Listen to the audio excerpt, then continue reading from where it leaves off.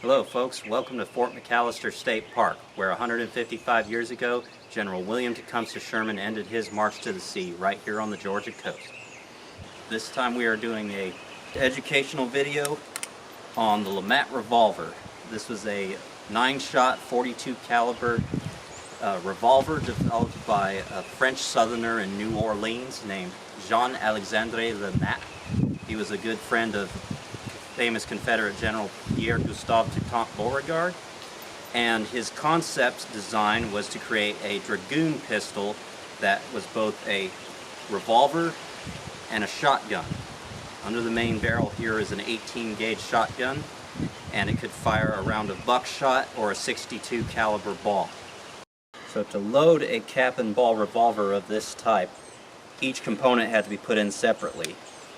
You would pour the powder, measured in a brass funnel, into each cylinder, and then you would place a patched lead ball on top of that powder, and then using the loading lever would force the ball into place.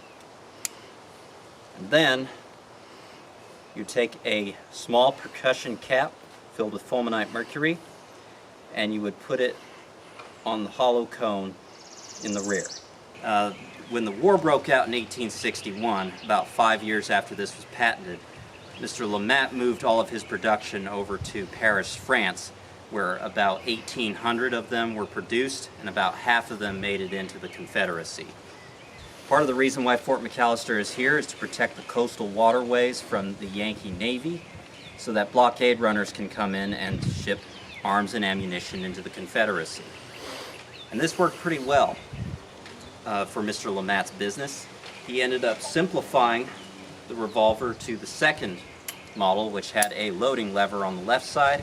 They did away with the spur and the ring down here. They also fixed the internals so that it would operate more smoothly.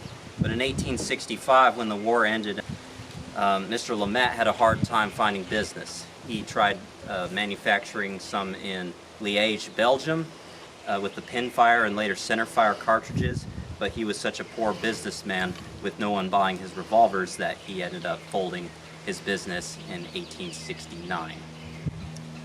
Regardless, it was very devastating firepower. Each of these revolvers, brand new, would cost $40, which the average soldier in the Civil War got $13 a month.